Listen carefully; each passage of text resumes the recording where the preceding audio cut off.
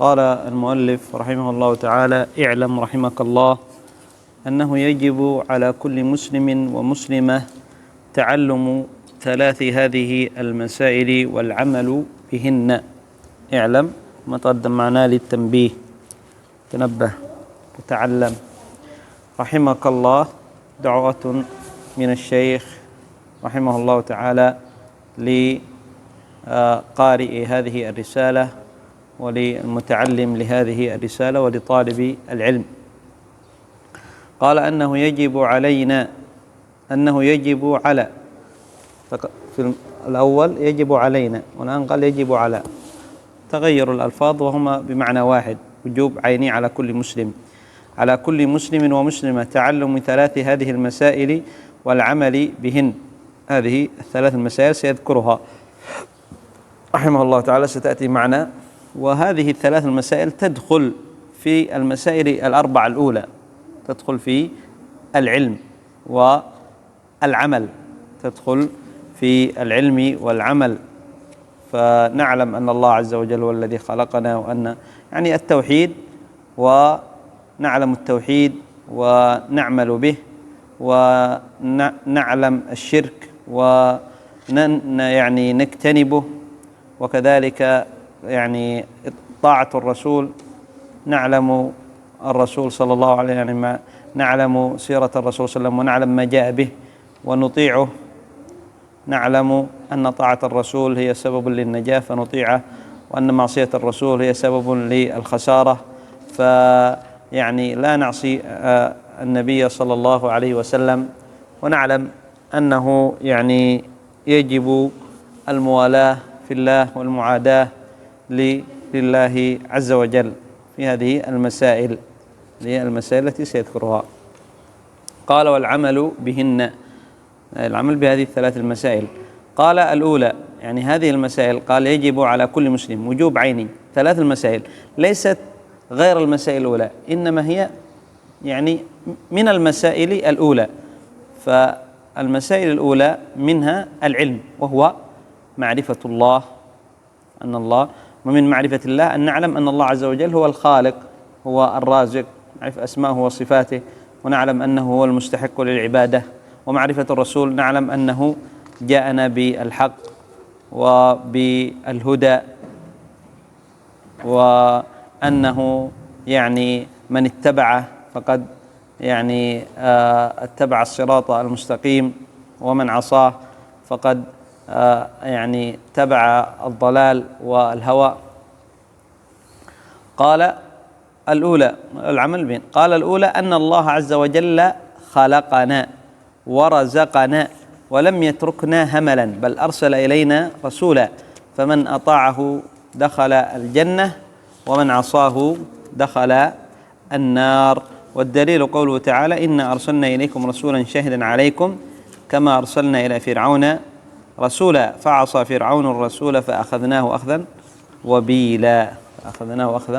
وبيلا، هذه هي الأولى، وهي معرفة من هو الخالق ومن هو الرازق، وهو الله عز وجل. معرفة أن الله عز وجل هو الخالق وهو الرازق، وأن الله عز وجل خلقنا ليس عبثا، وإنما خلقنا لغاية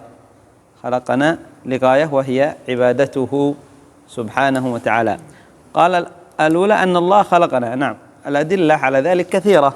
الله خالق كل شيء، ولقد خلقنا الإنسان من صلصال من حمأ مسنون، هو الذي خلقكم من طين، ولقد خلقنا الإنسان في أحسن تقويم، وغير ذلك من الأدلة، وهي كثيرة في القرآن، وكذلك في أحاديث النبي صلى الله عليه وسلم. هذه يعني أدلة سمعية تسمع. وكذلك من الأدلة العقلية، الله عز وجل ذكرها في القرآن في سورة الطور: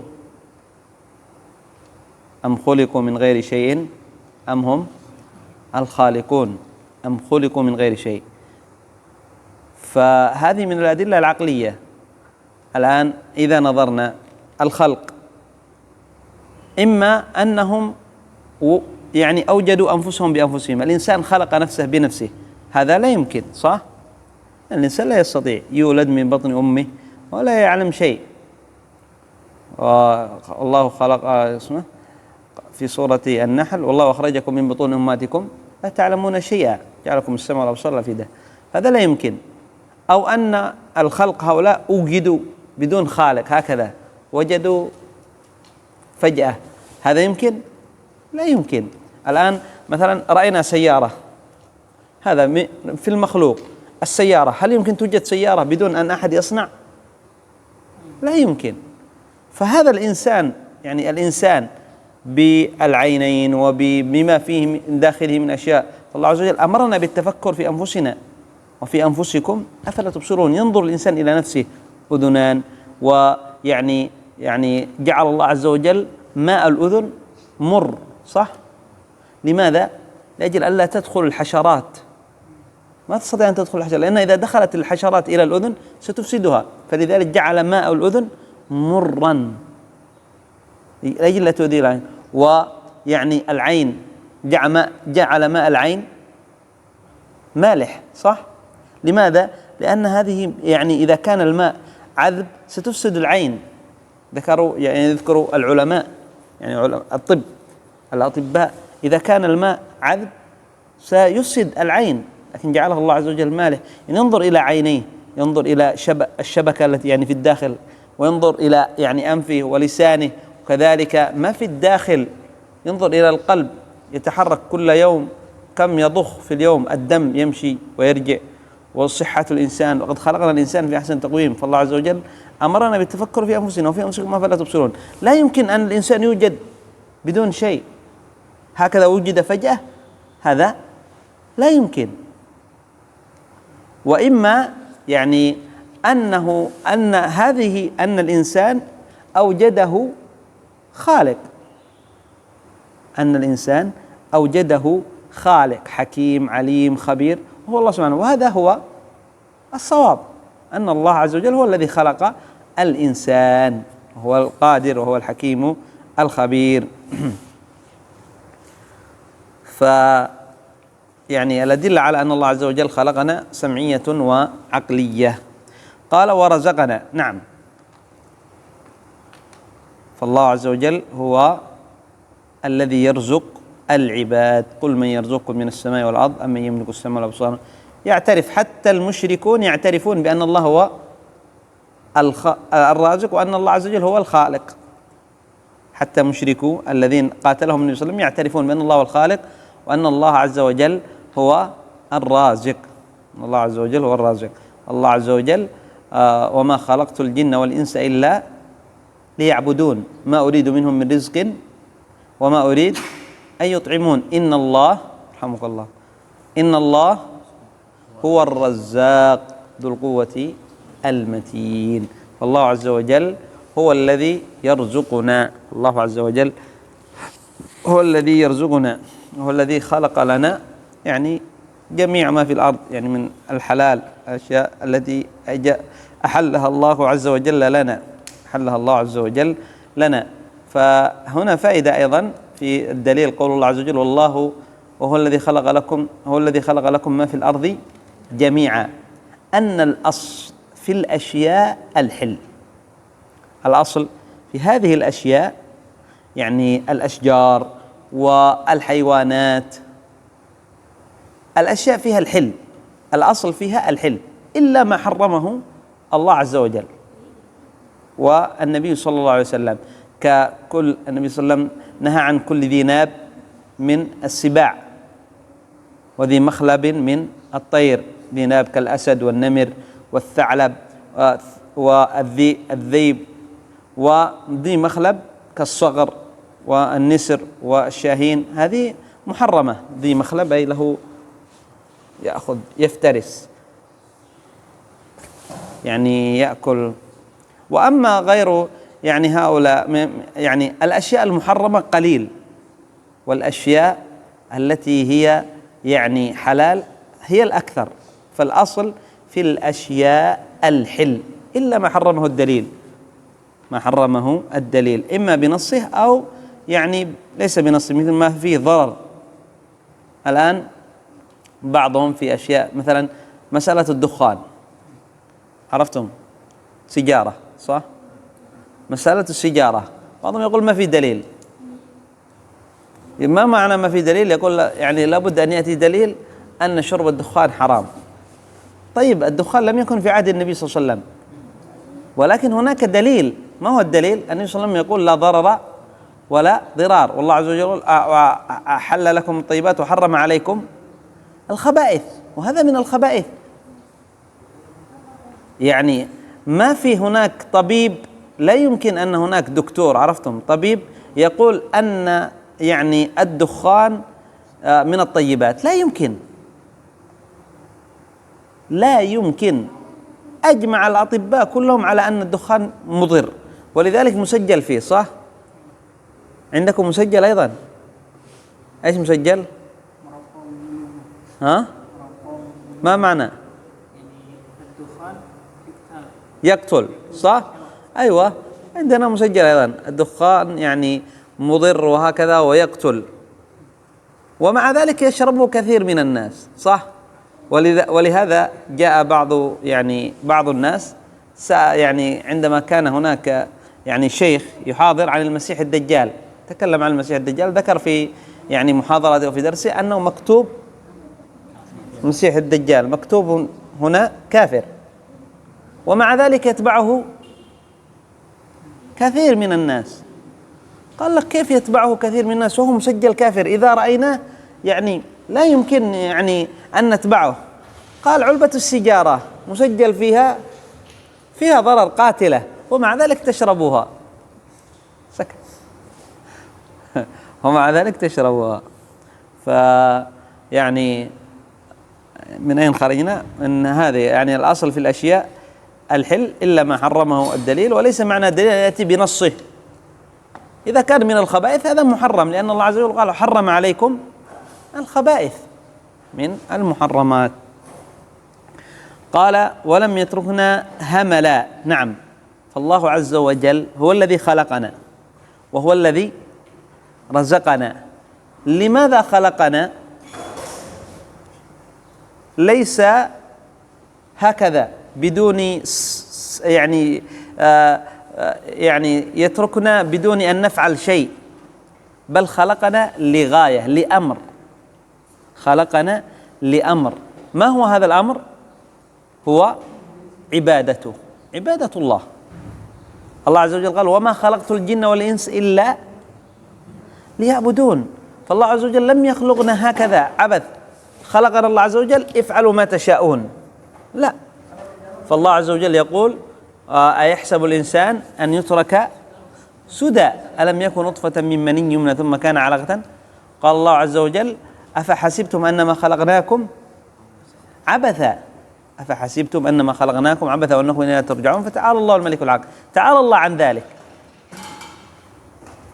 يتنزه الله عز وجل عن هذا الفعل، أن يخلق شيء عبث بدون حكمة وبدون يعني سبب، لابد. فلماذا خلقنا الله عز وجل؟ لماذا خلقنا الله عز وجل؟ للعبادة. وأما مسألة الرزق فالله عز وجل تكفل بها. إذا قام الإنسان بما خلق لأجله فالله عز وجل سوف يكفيه ما وعده به. الله عز وجل قال ماذا؟ وما خلقت الجن والإنس إلا ليعبدون ما أريد منهم من رزق وما أريد، إن الله هو الرزاق ذو القوة. لماذا خلقنا الله؟ لعبادته. إذا قمنا نحن بالعبادة الحقيقة الصحيحة المرادة منا، فمسألة الرزق الله عز وجل وعد به، سيأتي الرزق، سيأتي الرزق لا محالة. ومهما سعى الإنسان في طلب الرزق أن يكون غنيا، إذا كان مكتوب له أن يكون غنيا سيكون، وإن لم يكن له مكتوب لن يغنى، ولو عمل الليل والنهار دائم، ولو ترقى إلى أعمال كثيرة، لن يكون إلا ما كتبه الله عز وجل له. فالواجب علينا أننا يعني نحقق التوكل على الله. نحن ضعيف التوكل، ضعيف التوكل، وإلا إذا توكلنا على الله حق توكله كما قال النبي صلى الله عليه وسلم: لو أنكم تتوكلون على الله حق توكله لرزقكم كما يرزق الطير. الطائر تغدو في الصباح، ترى الطيور صح، تخرج تمشي تطير، خماص جائع، لبار صح، لبار جوع، تغدو خماصا أي جائعة في الصباح تذهب، وتروح في المساء ترجع بطانة، شبعان شباع. من الذي رزقها؟ الله. هل لها عقل؟ الطيور هل تعقل؟ ما تعقل، ما لها عقل، لكن الله عز وجل يعني يرشدها إلى مكان رزقها. مثلا انظروا إلى الذر، عرفتم الذر؟ سليمود أو سمود أيوة الذر سمود، سليمود هذا سمود، هذا الذر صح؟ يعني سبحان الله في محاضرة للشيخ عبد الواسع طيبة جدا أنا حضرتها، ما أذكر يعني مختصرة، لكن انظر هذا الذر صح؟ إذا وضعت شيء فوق الدولاب، ما في ذر في الغرفة صح؟ تأتي في الغرفة ما في ذر صح؟ لكن ضع شيء فوق الدولاب يعني حالي، عرفتم حالي؟ يأتي إلى صح؟ إلى المكان الحالي ويأخذ رزقه. الله عز وجل أرشده إلى هذا المكان. فهكذا الإنسان، هكذا نحن، هكذا الأصل، نحن هكذا رزقنا مكتوب سيأتي لنا. ليس معنى ذلك أننا أنا أجلس في البيت رزقي سيأتي، لا. فمن يعني التوكل، حقيقة التوكل أن تعمل بالأسباب، وليس معنى العمل بالأسباب يعني ونقول من أعظم الأسباب، بل هو أعظم الأسباب. ما هو؟ التفرغ لعبادة الله، أن تعبد الله عز وجل، تحسن العبادة، هذا أعظم الأسباب، هذا أعظم الأسباب. ولذلك يقول النبي صلى الله عليه وسلم فيما يخبر عن ربه أن الله عز وجل يقول: يا ابن آدم تفرق لعبادتي، يا ابن آدم تفرق لعبادتي أملأ قلبك غنى. وما أذكر يديك عملا، لا، يا ابن آدم تفرق لعبادتي أملأ قلبك غنى ويديك رزقا، أو الله أعلم هكذا. وإن لم تفعل لم تتفرغ لعبادة الله، يقول الله عز وجل: أملأ قلبك فقرا ويديك شغلا. تشتغل وأنت فقير، يعني تشعر أن ما عندي مال، أنا أريد أزيد. هكذا كثير من الناس صح؟ عنده مال هو يعمل دائما، لربما في الليل وفي النهار، يعني في النهار يذهب إلى العمل وفي الليل يفكر كيف الحسابات، وهو دائم إذا سألته يقول ما عندي شيء صح؟ هذا وإن كان عنده مال هذا يعتبر فقير، هذا وإن كان عنده مال كثير لكنه يعتبر فقير. فالغنى ليس بكثرة المال، إنما الغنى الذي يكون في القلب، كما قال النبي صلى الله عليه وسلم: ليس الغنى عن كثرة العرض، وإنما الغنى غنى القلب، غنى القلب.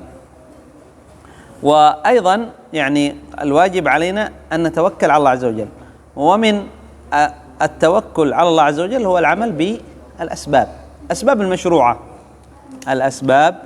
المشروعة. ومن أعظم الأسباب، بل هو أعظمها، عبادة الله عز وجل، وكذلك من أعظمها طلب العلم، من أعظم الأسباب طلب العلم، من أعظم أسباب الرزق. فكم يعني كما هو مشاهد في السير، يعني كما هو يعني مكتوب في سير العلماء المتقدمين، وإلى الآن من تفرق لطلب العلم يعني رزقه الله عز وجل وفتح الله عليه فتحا عظيما. فتح الله إذا كان أقبل على طلب العلم وأخلص في طلبه للعلم، وأخلص لله عز وجل في طلبه للعلم، فإن الله عز وجل يتكفل. فكم يعني رأينا من طلاب علم، يعني سبحان الله صح، لكن لابد يعني يصبر، ليس معناه لابد أن تكون غني. بعض يعني من يعني من هؤلاء ما أخبر يعني شيخي الشيخ أنيس، يعني تعرف أنت الشيخ أنيس؟ الشيخ أنيس يخبرنا جميعا. نحن في مجلس أنا ذهبت دعوة معه في قرية واحدة، مكثت 3 أشهر أنا وهو في بيت واحد، يعني البيت مقسوم، هو هنا وأنا هنا. فيعني في الشيخ أنيس أبوه مجنس أمريكي، طبعا أبوه يمني، هم من اليمن، لكن أصحاب يافع في أمريكا، يعني غني أبوه وإخوانه كلهم مجنسون في أمريكا، عندهم جنسية أمريكية، عندهم جنسية. والشيخ أنيس أظن أصغرهم. حاولوا أنه يذهب، أبوه يقول له اطلع معنا إلى أمريكا، يريدوا له جنسية. فكان الشيخ أنيس يدرس في الصف التاسع، يعني متوسط، عندكم تسمى متوسطة، الصف التاسع يعني ثالث متوسطة، اسم بي تيجا تاسع. فكان أهله يحاولوا، يريدوا خلاص تطلع معنا، يعني تطلع إلى أمريكا، تكمل دراسة ثانوية ثم تطلع إلى أمريكا.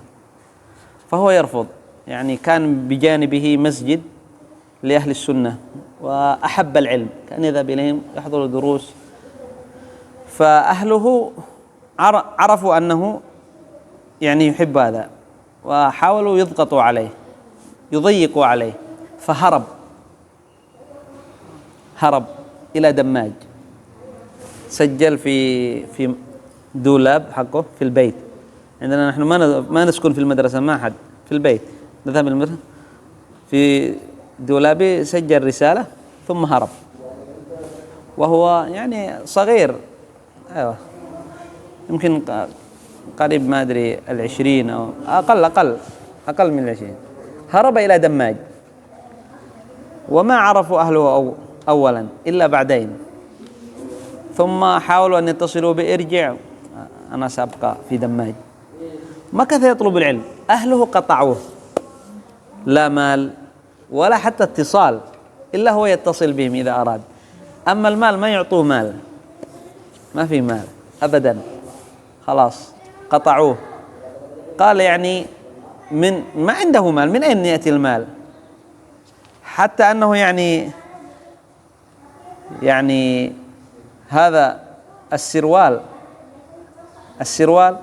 يعني من شدة، يعني ما عنده مال، ما يستطيع أن يغسله، ما يستطيع، يعني ما في صابون، أنه قال إذا أقمناه يقوم، إذا وضع هكذا يقوم، ما يسقط، هكذا قائم. أيوة، يعني صبر على الجوع وصبر على طلب العلم. وحتى رجع بعد أن خرجوا من دماج، جاء إلى عدن، رجع إلى عدن، ففرح أهله، يقولوا سيذهب إلى أمريكا. حاولوا له، لا، قال له أبوه خلاص، عند أبيه يعني عمارة، بيت، تاجر أبوه، بيت عمارة في عدن، خلاص أنت حارس، ابقى حارس في العمارة، ويعني نعطيك راتب، لكن تبقى في العمارة. يريده أن يترك طلب العلم، أبوه سبحان الله يريد أن يترك طلب العلم، فاضطر الشيخ أنيس لأن يبقى في العمارة حارس. فبعد ذلك يعني انتقل الشيخ عبد الرحمن إلى الفيوش، والشيخ أنيس قبل أن ينتقل الشيخ عبد الرحمن كان يعني يحضر دروس الشيخ عبد الرحمن في عدن. فلما انتقل يعني الشيخ عبد الرحمن إلى الفيوش، الشيخ كلمه الشيخ عبد الرحمن، كلم الشيخ أنيس، قال له انتقل إلى الفيوش، وأنا يعني سأدفع لك يعني إيجار البيت، وأعطيك يعني المال ليكفي للأكل وللإيجار. فانتقل الشيخ أنيس، فلما علم أبوه قطع، ما يعطيه مال، خلاص ما يعطيه المال. فبعض الأحيان يعني كان الشيخ أنيس يبيع يذهب إلى عدن يبيع شيء، ويعني مثل التجارة يعني، لكن شيء بسيط لأجل أن يأكل. يعني سبحان الله. بعدين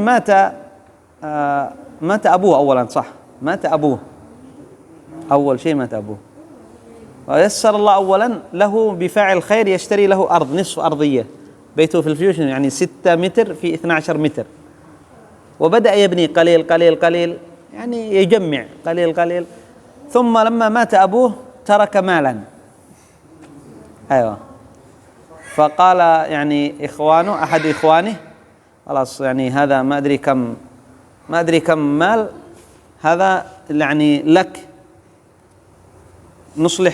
نصلح بيتك. قال الشيخ أنيس طيب. قالوا لكن ما سنعطيك المال، ما سيعطوه هذا، أنا أخوك يعني أعطيك المال، لا، نحن سنذهب نبني نحن، أنت لا تأخذ المال. ما يريد أن يعطوه مال، هذا من أجل قالوا هذا صدقة لأبي، ليس مال ورث، هذا صدقة، لكن أخونا أولى بالصدقة. قالوا نبني له البيت نحن. قال جزاكم الله خير، ابنوا. بنوا له غرفة ومطبخ وحمام، ساتو كمر ومطبخ وحمام. ثم صبر يعني الآن ما شاء الله، الآن من الأغنياء الشيخ أنيس.